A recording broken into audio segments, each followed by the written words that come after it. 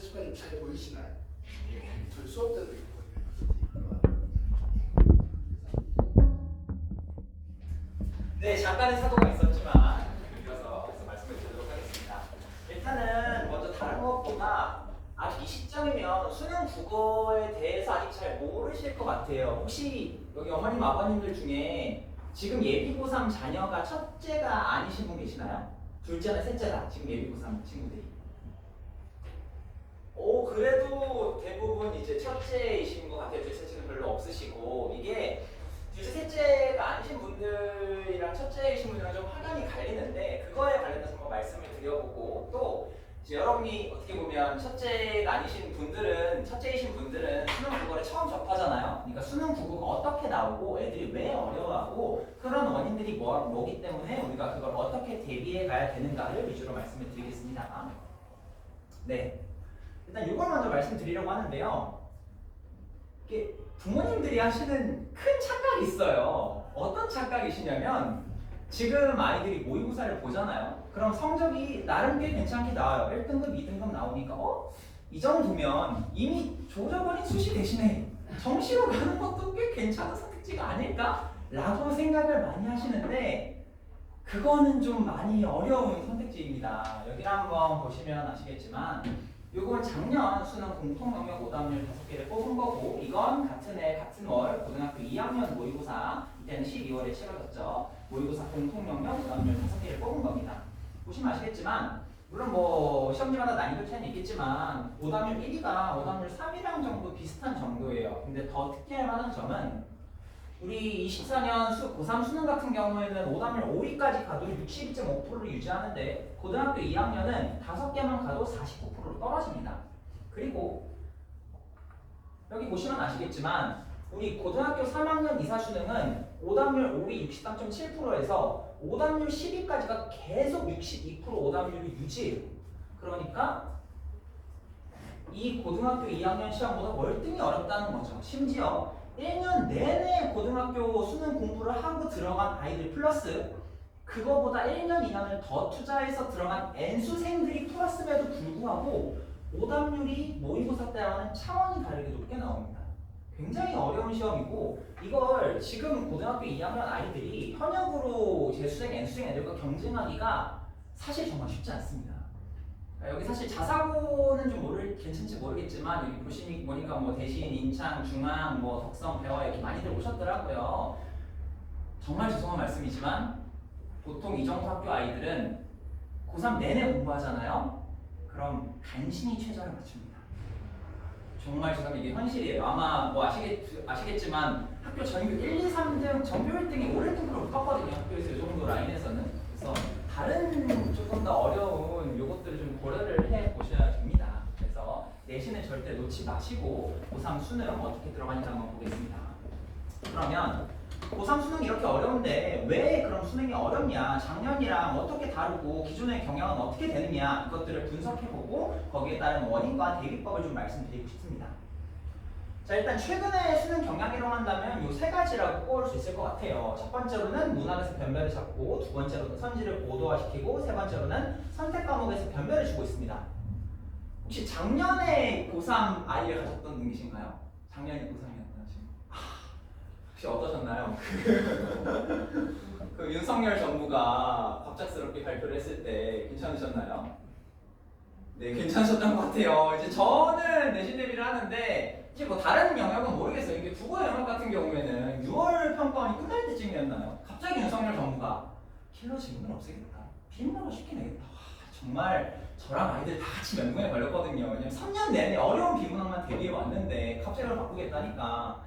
근데 사실 막 윤석열 정부가 킬러 질문을 없애고 킬러 문제를 없앤다고 했는데 제가 보기에는 그냥 그것들을 없앴다기보다 비문학 지문을 쉽게 내고 그냥 문학을 어렵게 내버렸거든요. 그래서 이거 통계를 보시면 바로 보이는 게 여기 이제 작년 수능입니다. 작년 수능에서는 오답률 탑10 중에 2위, 7위, 2위, 8위, 9위, 10위가 문학이라서 탑10의 40%가 문학으로 점령이 되어 있어요.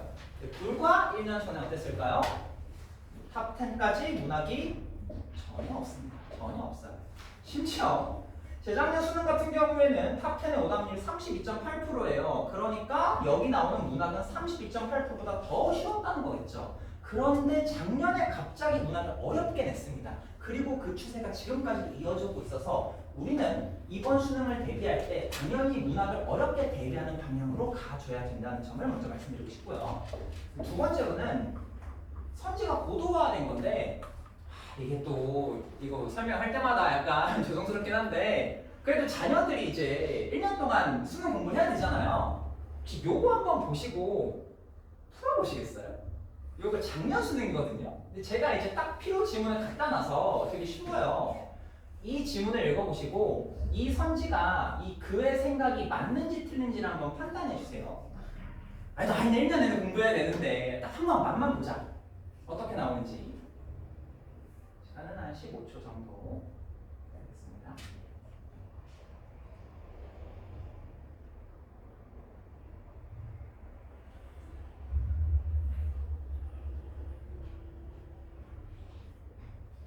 자, 이 선지는 맞을까요? 틀릴까요? 쉽지 않죠. 생각보다 많이 어렵습니다. 결론만 말하자면 이 선지는 틀린 선지입니다. 왜 틀렸느냐? 여기 보시면 그가 어떻게 생각을 하냐면 그는 이런 것 때문에 나타나신 노자와 달리 도가 현실화하여 드러난 것으로 해석했다고 말을 해요. 자, 도가 현실화하여 드러났다는 건 뭘 전제하고 있는 거죠? 도가 이미 존재한다는 걸 전제해야 그게 현실화돼서 나타날 수 있겠죠. 그러니까 기억을 보면 도는 만물을 통해 드러나는 것이 만물에 앞서서 존재하는 것이 아니다? 아니죠. 만물에 앞서서 존재하고 그 앞서서 존재하는 도가 현실화해서 드러난다 라고 해석을 합니다. 쉽지 않죠. 여러분 자녀들이 이걸 풀어야 됩니다. 이거 풀어내야 됩니다. 이게 옛날에 이렇게 안 됐어요. 여기 보시면 이제 한 10년쯤 전 문제인데요. 이거 보시면 또한 공자는 소인도 군자가 될 수 있다고 강조하여 사회 전반에 걸쳐 정명을 통한 예의 실천을 구현하고자 했다. 선지 뭐예요? 소인도 도덕적 수양하고 학문적 수양을 갖추면 군자가 될 수 있다. 소인도 군자가 될 수 있다. 소인도 군자가 될 수 있다. 그냥 그대로 옮겼었죠. 그러니까 사실 어머님, 아버님 학력평가나 수능 초창기에는 그냥 이런 식의 내용 일치가 들어가니까 시력 확인만 잘하면 충분히 풀어낼 수 있었는데 요즘 아이들은 선지의 변형, 선지의 왜곡들을 다 고려하면서 이 고도화된 선지를 판단해야 되고 요걸 기르는 능력이 필요합니다. 이걸 어떻게 하는지 이따 커리큘럼에서 한 번 더 말씀을 드릴게요.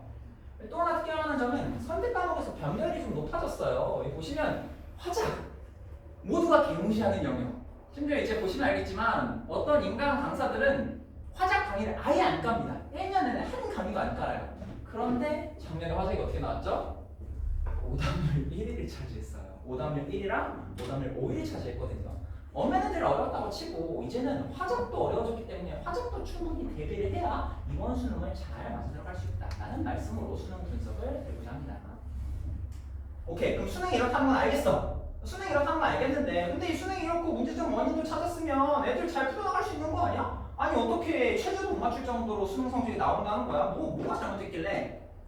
라고 하신다면 저는 사실 학생의 잘못이 좀 있다고 생각을 해요. 학생이 뭘 잘못하냐면 제가 생각하는 가장 큰 문제는 요겁니다. 학생들이 공부가 아니라 관람을 합니다. 관람. 이게 뭔 소리냐면 수능 지문이 있으면 강사들이 수능 지문을 진짜 멋있게 풀어내요. 아 이거는 이렇게 해서 풀고 이렇게 해야 되는 거야 라는 걸 풀어내는데 학생들은 그걸 오 맞아 저렇게 하는 거지 오 이제 이해가 되네 라고 마치 그걸 자기가 이해한 것처럼 생각을 합니다. 마치 내신식으로 지식을 받아들이시는 거예요. 그러고 나서 새로운 지문에 본인이 그걸 풀어내라니까 당연히 안 풀리죠. 그래서 예를 들면 이것도 작년인데 자 장소조가라는 문장이 있어요. 이거 한번 잠깐만 시간 드려서 읽어보실래요? 같이 읽어볼게요. 장소조가 남복을 벗고 담장 소복으로 여복을 개착하고 금로의 향을 사령하여 신랑의 영이 먼저 차리는 제문을 읽으니 그 그래하였으되 유세차 기축 3월 정묘 삭 15일에 기주 장안림의 딸 애왕은 감히 이구시랑 이공명이 앞에 아래나이다. 오호 애자라 소차가 붙이니 대인과 사귀미 깁싸웠더니 그 후에 대인은 귀자를 두시고 붙이는 소차가 얻으시니 대차에 두면 동일생이라 라고 어렵게도 나오지만 강사들이 이걸 쭉 해석해야 되는 걸 본인이 적용을 해야 되는데 그걸 안 합니다. 근데 사실 저는 그게 학생의 잘못만은 아니고 강사의 잘못도 있다고 생각을 하는 게 사실 지금 강의가 어떻게 되냐면 요즘 메타 강의를 한번 살짝만 보여드릴게요. 자, 우리 고전 소설을 인물 관계 파악하는 게 중요해. 인물 관계 어떻게 되지? 여기 장소주랑 동일한 인물이 누구야?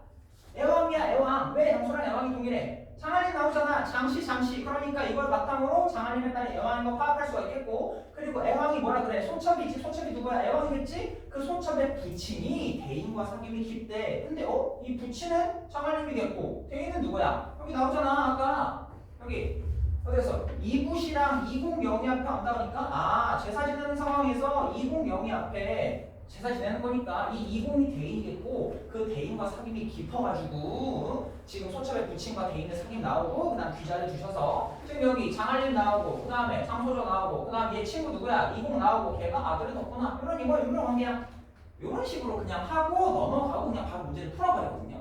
그러고 나서 아이들한테 다른 고전소설 지문 주고 풀어봐 라고 하니까 학생들이 관람을 일부러 하는 게 아니라 관람을 할 수밖에 없는 거예요.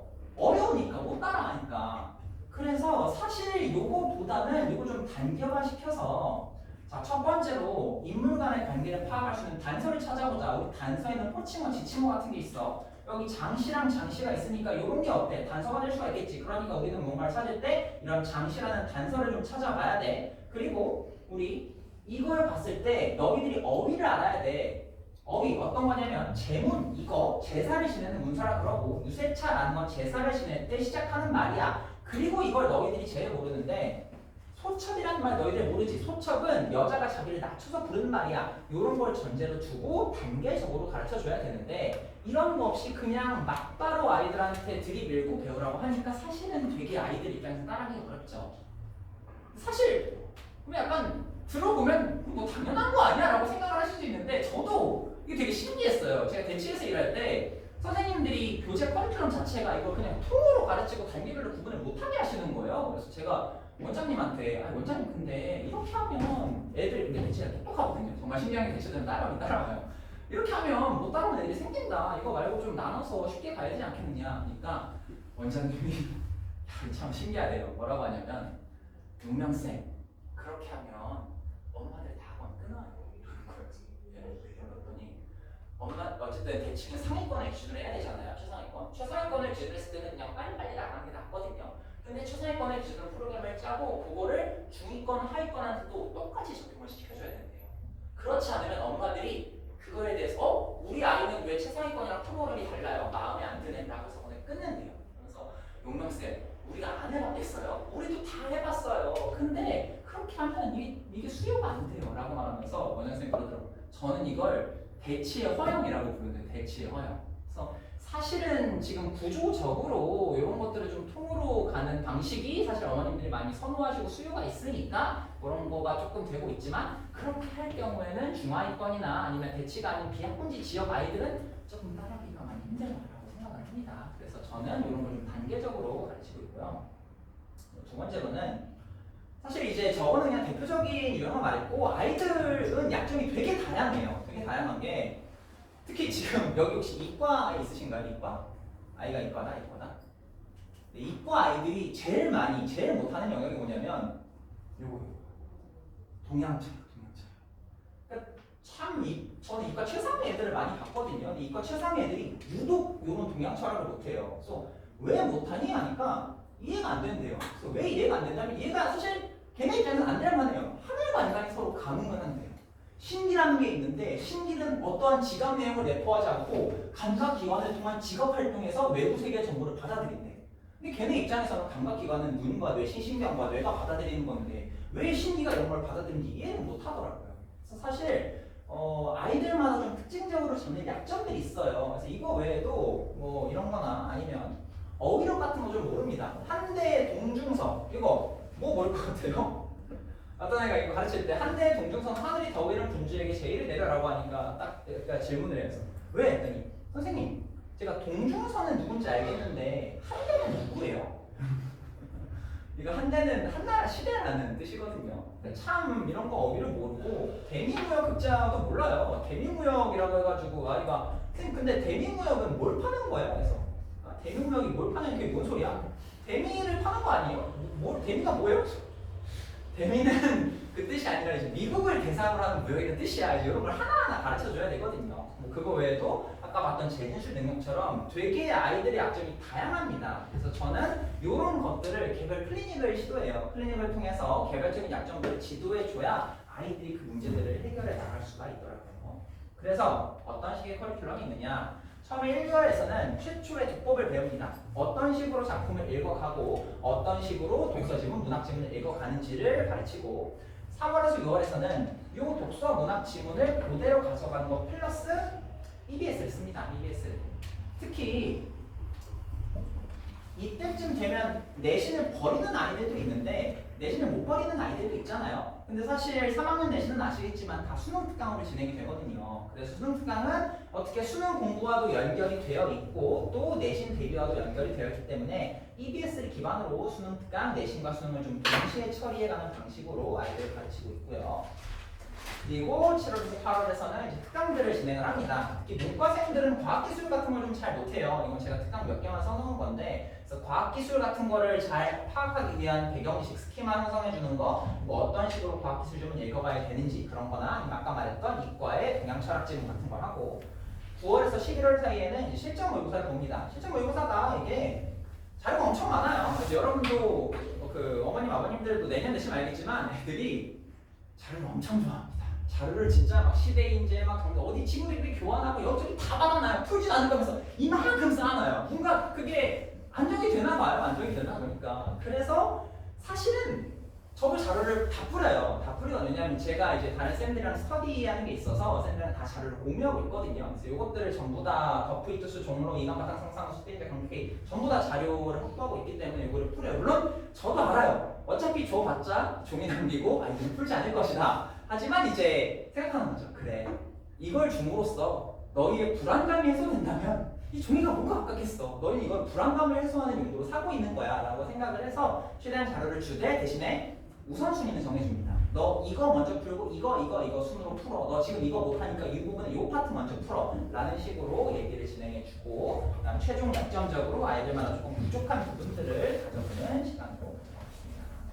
그리고 방금 전까지는 독서랑 언매 위주로 화작이랑 또 화작 언매가 아니고 독서랑 문학 위주로 얘기했는데 화작이랑 언매도 진행을 합니다. 특히 화작이 요즘 어려워졌기 때문에 겨울방학이랑 여름방학 때 1회 정도면 사실 화작은 되거든요. 크게 막 어려운 건 없고요. 대신에 처음에 독법을 가르쳐주고 그 위에 클리닉 진행하면서 지속적으로 숙제는 내줍니다. 그래서 숙제 바탕으로 아이들이 진행을 하고 또 내신 대비해서 화작 선택하는 학교 있으면 옆에서 진행을 하고 시간 줄이는 거, 고난도 공부 해주고 언매 같은 경우에는 겨울방학 때 개념 강의를 진행하고 학기 중에서는 내신 대비 있으면 같이 옆에서 진행을 하고 여름방학 때는 여러 가지 특강을 합니다. 그래서 요 특강이 좀 인기가 많았는데요. 어떤 특강이냐면 진출 포인트 특강. 딱 나올 만한 포인트만 찍어가지고 그거 딱 3시간으로 그냥 쳐내서 전체 학습을 쫙 돌려주는 거.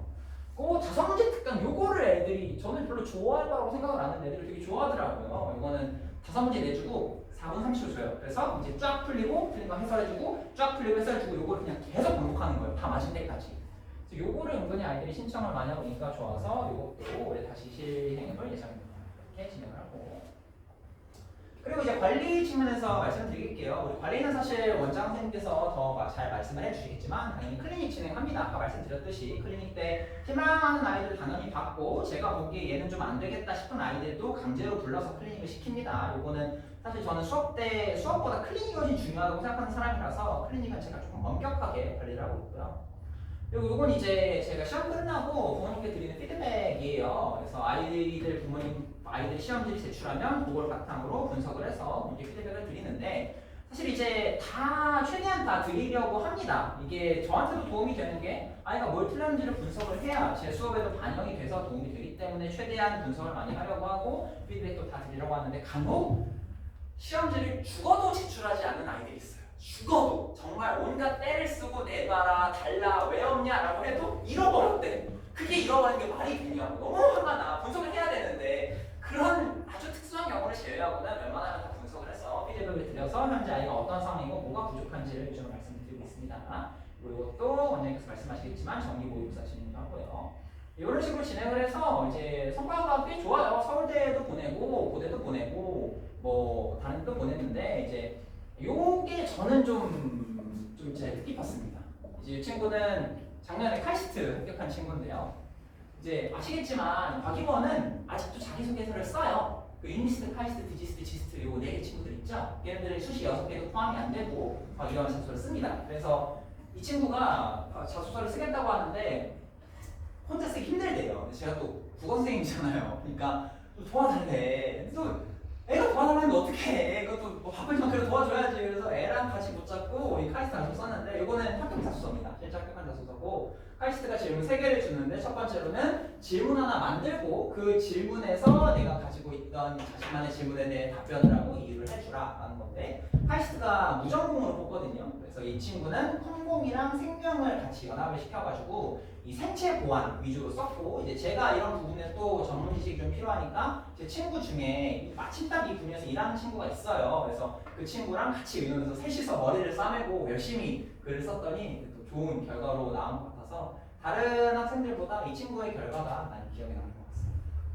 이렇게 해서 수능 국어가 사실 쉽지는 않아요. 정말 여기에서 정말 열심히 해서 1등급을 받을 아이가 정말 몇 명이나 나올까 싶긴 하거든요. 하지만 그럼에도 불구하고 우리는 정시에 녹이는 친구들이 있고 정시 가능으로도 최저를 녹이는 친구들이 있기 때문에 방금 말했던 그 원인들을 바탕으로 준비 대비를 시켜 나가야 아이들이 좋은 성적을 받아낼 수 있을 거라고 생각을 하고 그걸 위해서 저도 최선을 다하고자. 네, 긴 발표 감사합니다.